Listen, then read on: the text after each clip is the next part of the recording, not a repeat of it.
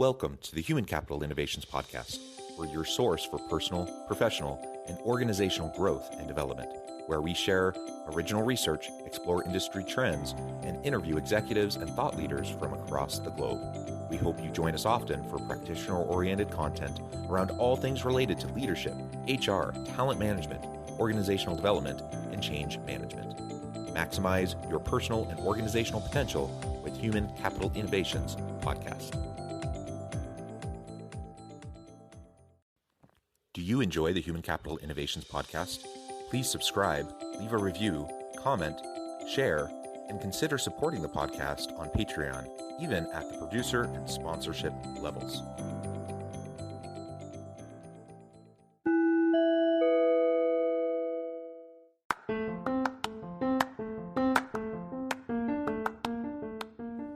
Welcome to the Human Capital Innovations Podcast. In this HCI Podcast episode, I talk with Bethany Snyder about using advocacy to grow your organization's power and influence.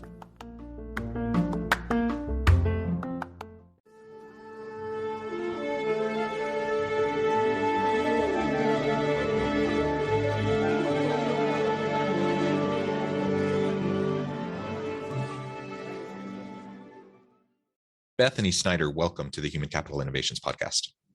Thank you. Thanks for having me. It is a pleasure to be with you today. I'm super excited to be talking about, a topic that's slightly different than what we often discuss on this podcast. We're going to be talking about using advocacy to grow your organization's power and influence.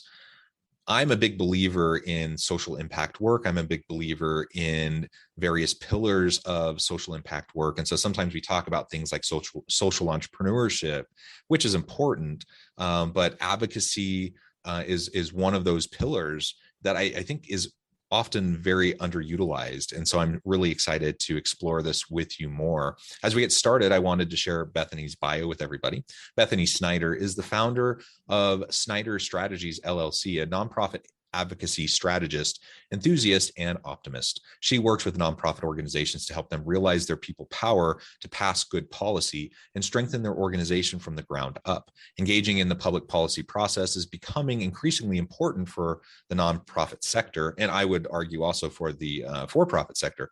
From the changes in charitable giving to how critical social programs are funded, nonprofits can't sit out of the public policy arena any longer.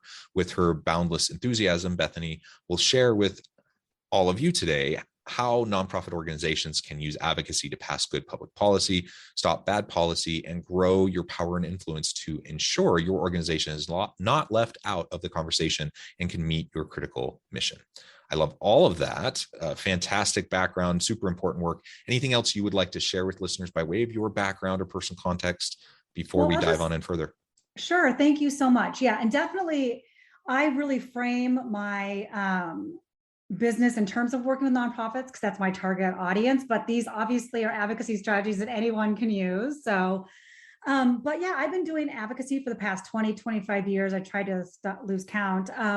And I have been a grassroots advocacy director, a lobbyist, a consultant, and a United States Senate staffer. So as I say, I've been on all sides of the advocacy desk. I'm excited to share that with you. Yeah, that is awesome. Fantastic. And again, we in our personal lives, advocacy, I think, is important. In corporate life, I think advocacy is important, certainly in the nonprofit space, NGO space, it's super important. So I hope this will resonate with listeners today and give you some food for thought about how you might be able to get more involve your team in these efforts moving forward. Why don't we start with you just describing for us how you got involved with nonprofit advocacy? Like you said, you've worked in the advocacy space. How specifically did you end up in the nonprofit advocacy space? That's a good question. I really entered it through my excitement for organizing. I was always, like I say, that cruise director in high school. That was the person who was always, getting people organized and going places and doing things. And then I just caught the advocacy bug through just, I call myself I was a baby feminist.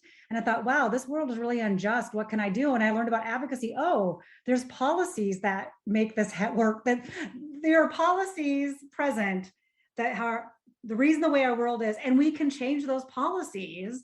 And I know that sounds really nerdy, but I really learned that, and I thought, oh, this is such a great way to help make a difference in the world. I like, protest and rallies and those public forms of advocacy have a place in the world. But I really like that. How do you work from the inside and make those changes? So I was really drawn to that. Yeah. Yeah. And that kind of a background, I think, has lent itself well to the work that you do. You've talked already a little bit about why you're so passionate about advocacy work. Why do you believe it works? I mean, you frame yourself as an optimist. Yeah. I like to consider myself to be an optimist too, but I'm an optimist coupled with realism and recognizing just the messiness of the world. You're shaking your head, so I imagine you think of yourself the same way. But why advocacy? Why does that work? And what would your argument be to anyone who's sitting on the sidelines thinking, what's the point of even trying because the world's just messed up? Right. No, I hear you. It's a really dark time. I think for some of us, it's very cynical. There aren't really great role models and things happening for us in state capitals and in Washington, D.C. that make you think, I want to jump into this. But I mean, as a believer in democracy, I have to believe that people's voices will be heard, and can make a difference. If I didn't have that basic belief in America and our ability to reinvent ourselves, I would not be able to wake up in the morning and get out of bed. So I think it's just my sincere belief. I mean, that's where my patriotism lies, is that in the belief that America, one of our presidents, President Bill Clinton, once said, there's nothing wrong with America that can't be changed by what's right with America. And I completely believe that 100%. I'm also part of the LGBTQ community. And I do a lot of work with that community and for my community. And I say, if there's one community that shows you the long marathon, the long arc of justice, it is the LGBTQ community. I grew up in the 90s and it was a dark, dark time for us. Defensive Marriage Acts, Don't Ask, Don't Tell, constitutional amendments banning our ability to be with the people that we love and grow families. And now look, I mean, if you can't point to that and say there's inherent optimism in that, and it's all on the backs of LGBTQ people who came out and shared their stories, that we have realized this, at least marriage equality in America. And that just keeps me going every day. I can't not see that and be. Yeah. It also illustrates that's an important one, where you see the long arc of the role of advocacy. It also shows, though, why you can't let your foot off the gas, because right now, with the current politicization of the Supreme Court and some rulings that look like they might be coming down the pipeline, some of these gains for the LGBT community, for example, could potentially be undone, right? And so we have to continue the advocacy efforts. And in this specific example, that's something that has been long fought to get those rights. There's so many other examples as well, though, where we have to continue to make those efforts. And the power of institutions cannot be underappreciated. Collectively, we can just accomplish so much more than we can individually. And so whether that's in the nonprofit space or the corporate space, we need to find ways to collectively advocate. I think more and more younger employees want to work for organizations that are vocal, who are part of the space of advocacy. And so that's a really great opportunity, not only to make a social impact, make a difference in the world, but also, to be seen as a responsible corporate citizen, to attract and retain good talent too. Half of your question was, what would you say to people who just want to sit on the sidelines and not get engaged? I say, this is not for everyone. I don't think, but I do think that every single person listening to your podcast right now can think about, what is something that's important to my life that I care about, whether that's getting a park built down the street from your house, whether that's improving your kids, academic standards, whether that's getting the potholes filled on the street, down the street. Those are all things that you can improve through advocacy. And I give advocacy trainings all the time. And I call this is not my job slide, or this is not, part of the presentation, but this is what I say, like, we cannot let lawmakers off the hook. If they don't hear from you, they're hearing from other people. And again, I'm going to frame this on LGBTQ advocacy because that's what I do for a living. But I say, like, I never want to hear from a lawmaker's voice, I heard any issue I care about, I didn't hear from anyone. Okay, that's like a dagger to my heart. Like, we cannot let them off the hook, even if you know how they're going to vote, or you think you know how they're going to vote. The democratic process relies on us sharing our beliefs with our lawmakers.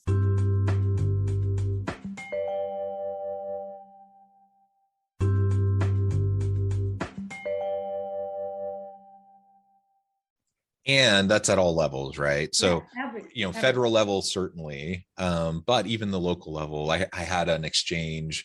It was a cordial, respectful, but passionate exchange with my local mayor here just a couple weeks ago, over something that I feel very strongly about, something I feel like he was being quite dishonest about, and something that I think just needed to be said, something that needed to be addressed. Did I change his mind? No.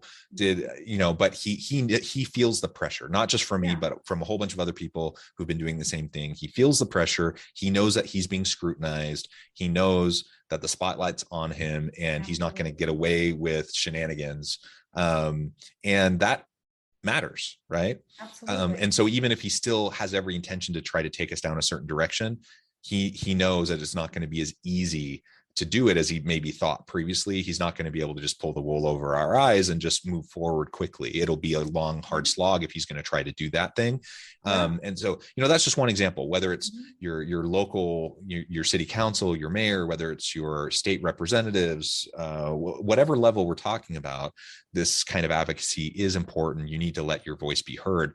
Will you tick people off in the process? Probably, because people want to do what they want to do, and they don't want to hear from the opposition. But it's always important for them to hear those plurality of voices. No, absolutely. And I'll say, as I also talk about in a lot of my trainings, the closer you get down locally, I call it like the more concentrated your efforts are. Like if 5 people called your local city council member about one issue, they'd be like, holy crap, something's going on. Like, but I mean, if you call 5, your United States Senator, and 5 people call, they got 5 calls in the time we've been talking right now. But it's just so much more concentrated at the local level. It's just so much more opportunity to change things. And also in relation to young people, you are absolutely right. The trends that we are seeing is that young people just don't want to go to a job, clock in and clock out and go home. They want to see their work as meaningful. They want to see their work as part of a larger movement. And I think, and the same with the nonprofit sector. And that's what I think is so great about legislative advocacy. And I would actually challenge some of your listeners that are part of the corporate community, instead of just building houses for Habitat for Humanity, go ask them what their legislative agenda is. Instead of just packing food at that food bank, go and ask them how you can actually address hunger in your community. A lot of those things I call just Band-Aid. I mean, don't get me wrong, we need to meet people's individual needs. Like, it's sad that in America we have hungry people. But if we really want to address hunger, it's about changing those policies that are creating these inequities. And that's where I think they can really show, put their money where their mouth is, if you will. Yeah. So it's the systems that need to be addressed, right? Okay. Otherwise, we're just playing whack-a-mole and putting Band-Aids on major issues and major problems. Yeah. Basic needs, do they need to be met? Absolutely. But basic needs are just that. They're basic needs. And that's never going to get at the real crux of the problem. And it's, one of the reasons why we talk about generational issues that are just seem to constantly be perpetuated. It's because we're not tackling the systems at play, the systems of inequality that need to be broken down, deconstructed, and often rebuilt in a way that's much more fair and equitable to everyone involved. That's what we need to do. I mean, and that can only happen through advocacy and pressure being brought to bear on those who are putting the laws in place, right, for how these systems are structured. Absolutely. Yeah, 100%. I can't say better. Yeah. well, good. So, and we've already alluded to this a bit, but the intimidating nature of advocacy, people, who are like, I don't want to go out and protest. I don't want to, it seems so pointless to call my representative or to write them. It can be very intimidating. Yeah. What would you say to people, trying to motivate them to get started to do something, but also how to be effective in doing it? Yeah. So first of all, I always remind people that you are the boss of your elected officials. You hire them and fire them through elections. Now, sometimes we don't always the person we're advocating for in the hiring committee doesn't get elected, doesn't get hired, but we still have to work with them. So I always think about that. We pay their salaries through taxes.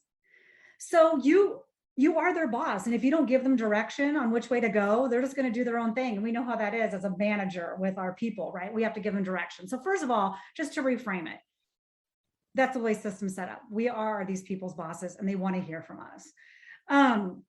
Second, I will say that I think it's just like a work call. Like I really approach this stuff, although I'm very passionate about it. It's just, we're at work. So like if you're going to have to make that cold call for work or call that person at work, you just call and work. And then remember, at the federal level, you're talking to interns. You're talking to people who are between the ages of 20 and 24 or answering the phones.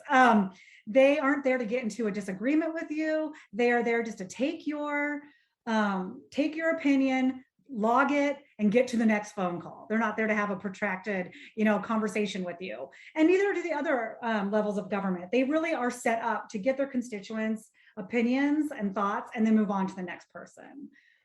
Yeah, so I would just say the easiest way for someone to dip their toe into advocacy is just, my first thing I tell people to do is look for those don't make it hard on yourself. I can guarantee if there's an issue you are passionate about, there's an organization out there that is doing some kind of legislative advocacy about it. I'd be hard pressed for you not to name some kind of issues someone is passionate about. So go find those orgs. Find those orgs that have the same viewpoint as you, that are working towards the same policy change as you. And they pay people to follow this stuff. There's no need for you to follow bills. There's no need for you to figure out who your lawmakers are. They will do that all for you. So that would be my first thing, just follow those orgs. And then when they ask, just take action. Send an email to your lawmaker. That's so easy. We send emails every day. Send it, and then the next time, maybe you'll make that phone call, and maybe the next time you'll actually go up to the Capitol. But it's all about just dipping your toe in right now and just sending that email.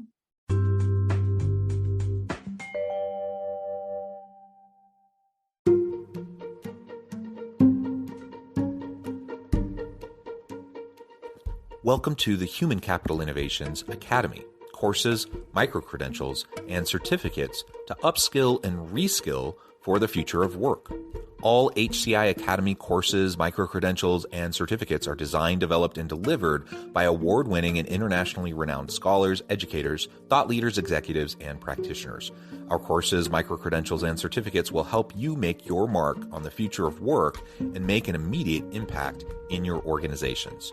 Check out the HCI Academy and our many course offerings and certificates to upskill and reskill for the future of work.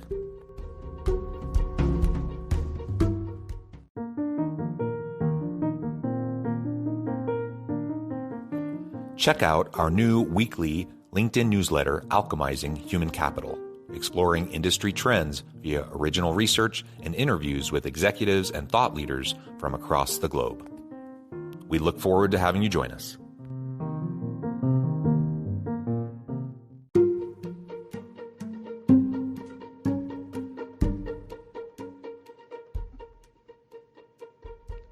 Check out Human Capital Innovations magazine, Human Capital Leadership. Human Capital Leadership is a free, interactive e-magazine with the mission to help individuals, leaders, and organizations find innovative approaches to maximize their human capital potential. We publish issues quarterly in August, November, February, and May. Take a look at the latest issue and let us know what you think.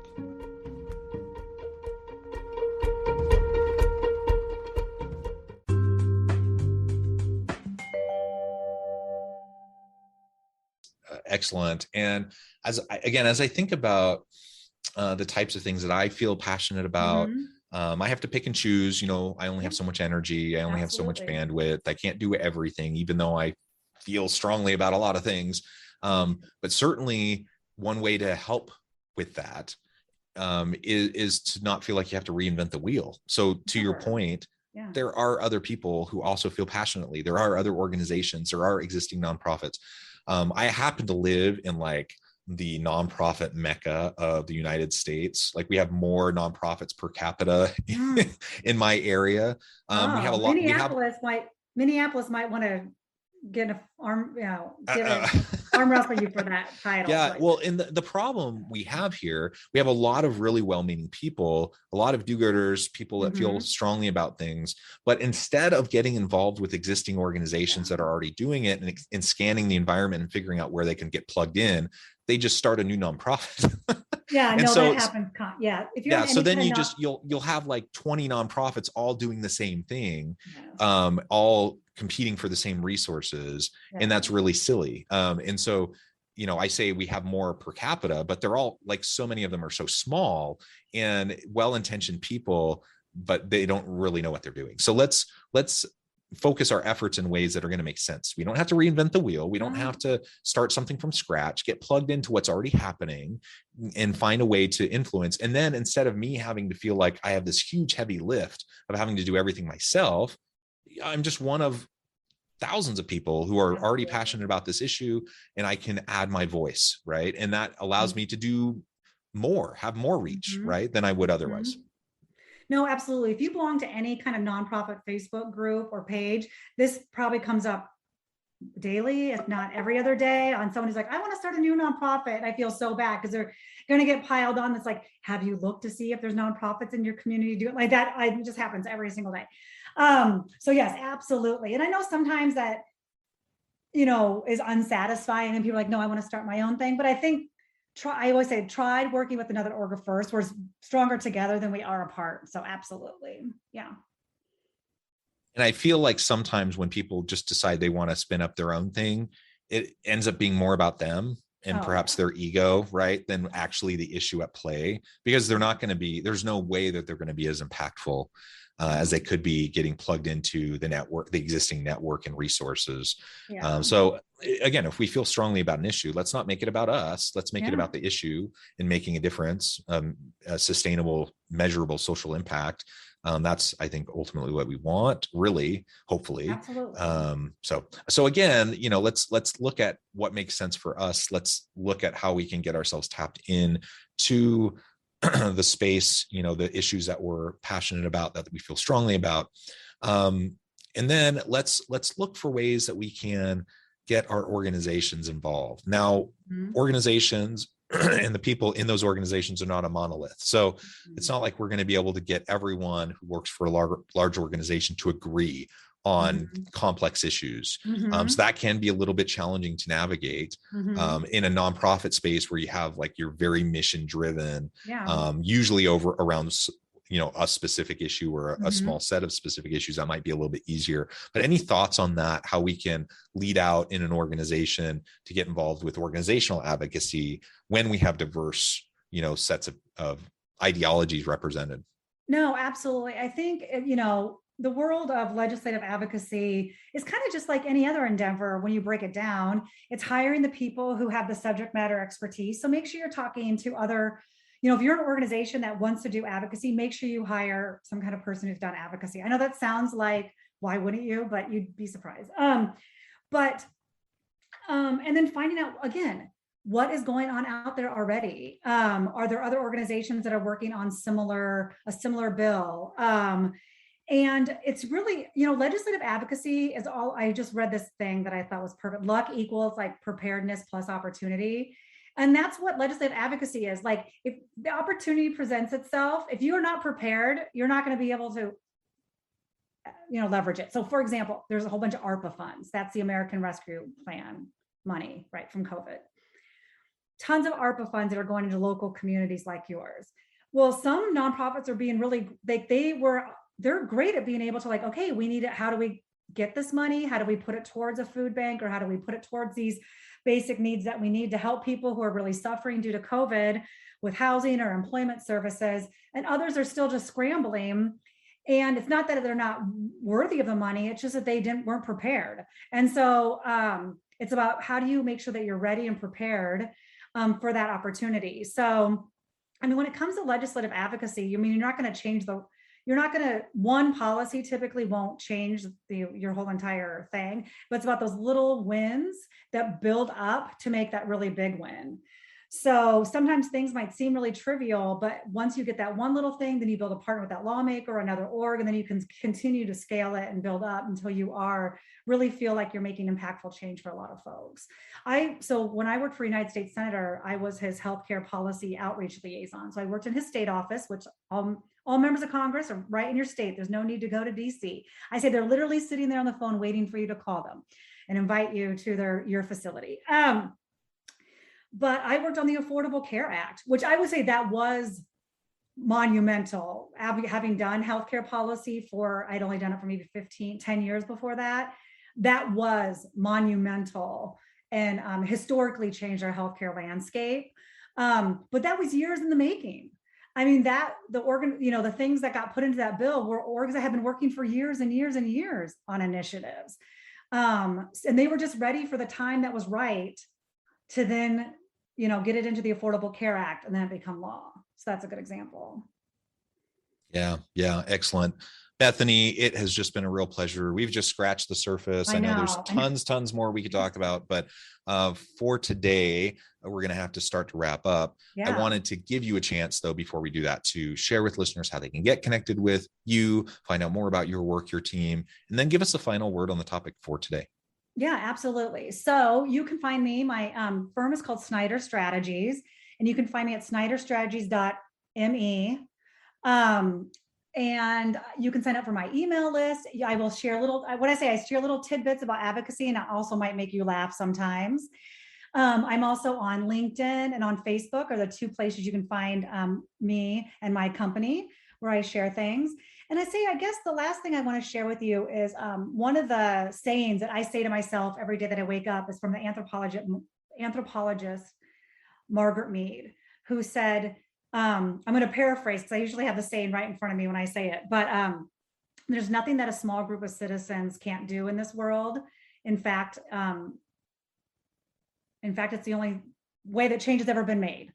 I totally just paraphrase that. Margaret Mead is rolling over in her grave. She's so upset with me that I slaughtered that. But the whole point is, we're small groups of people working together is the way that we make change. And I hope that you will band with other people to do that. Thank you for having me. Well said, Bethany. I encourage listeners to band together. Let's make our voices heard. Wonderful conversation today. I encourage listeners to reach out, get connected, find out more about what Bethany can do for you. And as always, I hope everyone can stay healthy and safe, that you can find meaning and purpose at work each and every day. And I hope you all have a great week.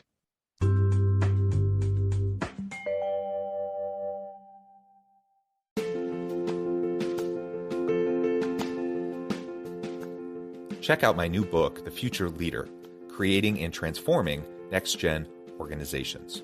Stemming from 2 decades of professional experience and over 600 in-depth interviews with executives, thought leaders, and scholars from across the globe, The Future Leader will help you explore the ordinary, everyday actions that will help you to prepare to lead in the future of work, to respond to an uncertain future, and to produce extraordinary results for individuals, teams, and organizations.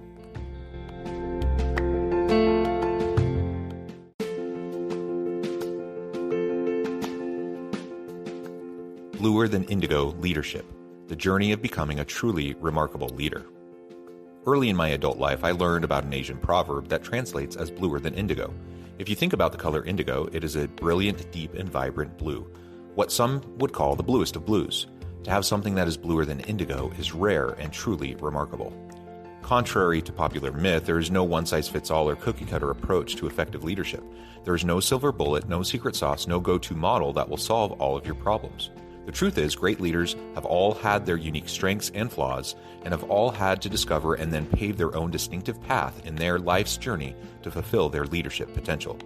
Bluer Than Indigo Leadership will help you discover your own path and explore those ordinary, everyday actions that will help you respond to an uncertain future and produce extraordinary results for individuals, teams, and organizations.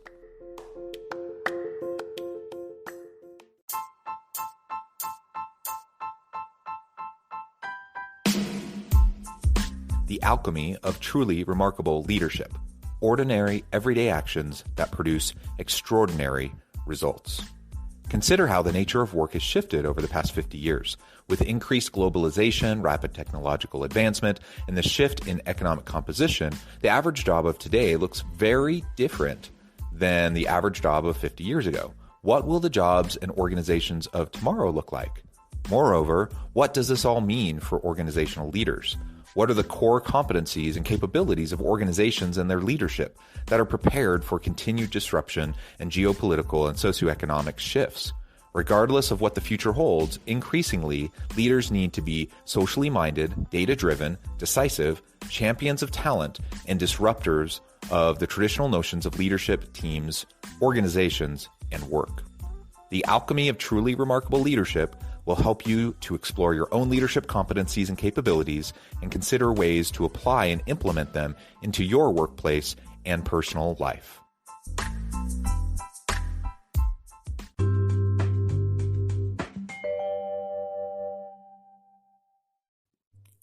Thanks again for joining us for this episode of the Human Capital Innovations Podcast. I hope you stay healthy and safe and that you have a great week.